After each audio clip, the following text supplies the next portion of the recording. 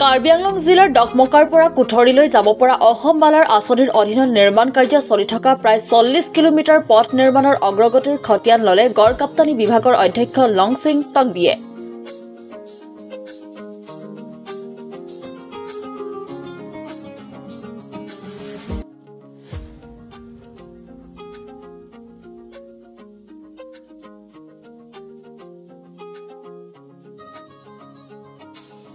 উল্লেখ্য যে কাৰ্বি আংলং স্বায়ত্তশাসিত পৰিষদৰ মুখ্য কাৰ্যবাহী সদস্য ডক্টৰ তুলিৰাম ৰংহাঙৰ নিৰ্দেশনা মৰ্মে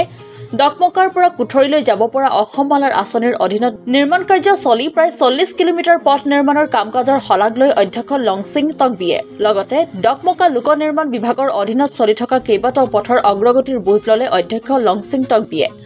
অন্যহাতে পাহাৰীয়া জিলাখনৰ এগৰাকী সুদক্ষ মুখ্য কাৰ্যবাহী সদস্য ডক্টৰ তুলিৰাম ৰংহাঙৰ সবল নেতৃত্বৰ বাবে পাহাৰীয়া জিলা দুখনত এনে উন্নয়ন সম্ভৱ বুলি মন্তব্য কৰে গড়কাপ্তানি বিভাগৰ অধ্যক্ষ লংচিং টকবিয়ে।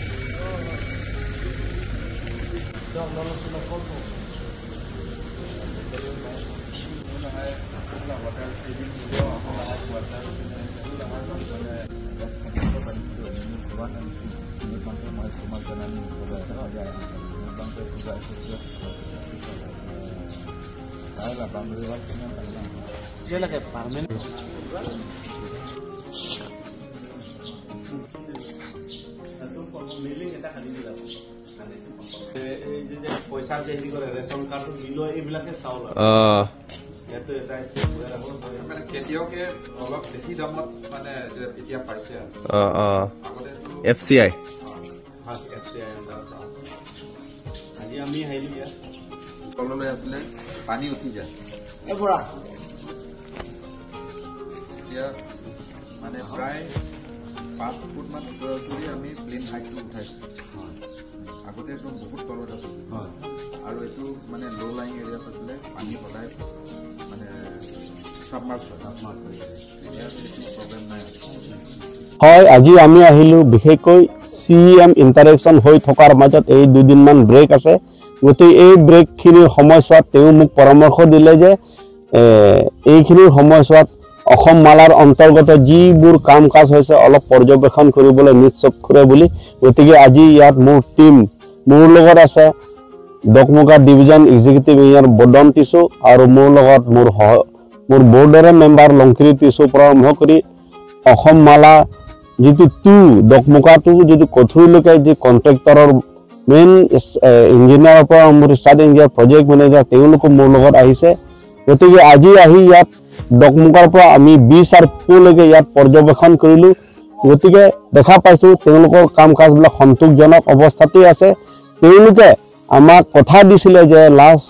ৰিভিউ মিটিং ডিফুট হৈছিলে, তাত তেওঁলোকে কথা দিছিল যে উইদিন মাৰ্চ 2026 কাম কাজবিলাক সম্পূৰ্ণ শেষ কৰিব, হেণ্ড অভাৰ কৰিব। গতিকে সেইমতে এতিয়ালৈকে আৰ্ট ৱৰ্কবিলাক চলি আছে, কিমান কাম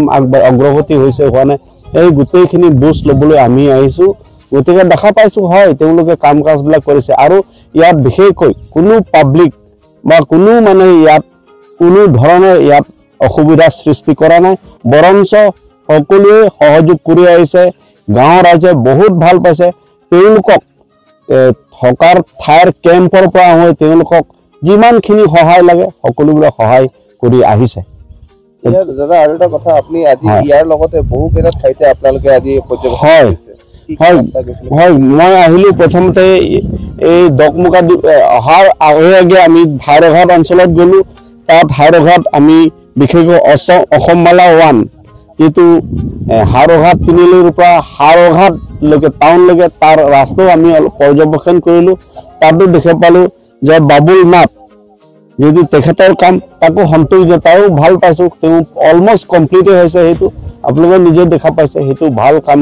হৈছে গতিকে তেওঁ খুব কম সময়ৰ ভিতৰত হেণ্ড অভাৰ কৰিম বুলি কৈছে গতিকে আশা ৰাখিছোঁ সময়মতে এইটো তেওঁ হেণ্ড অভাৰ কৰিব তাৰপিছত গৌৰৱ পথো আমি গ'লোঁ ডকমুকা টাউনৰ পৰা অলপ ভিতৰলৈকে এইটো কামো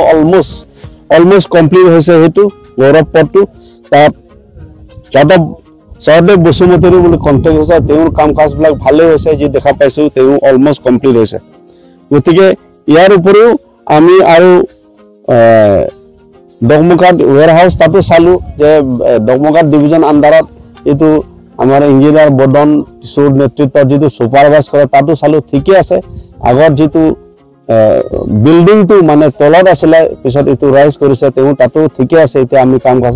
গতিকে ভালেই পাইছোঁ যিসকল কণ্ট্ৰেক্টৰসকলে কথা দিয়া মতে তেওঁলোকে নিজৰ কাম কাজবিলাক কৰি আছে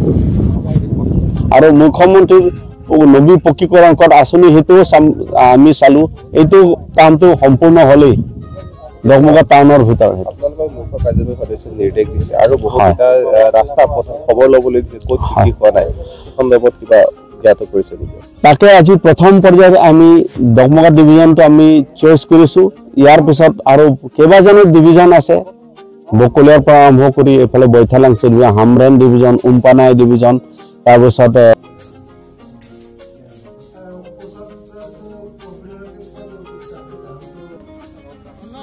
কাৰ্বি আংলঙৰ পৰা ৰবীন বৰুৱাৰ ৰিপৰ্ট অসম টুডে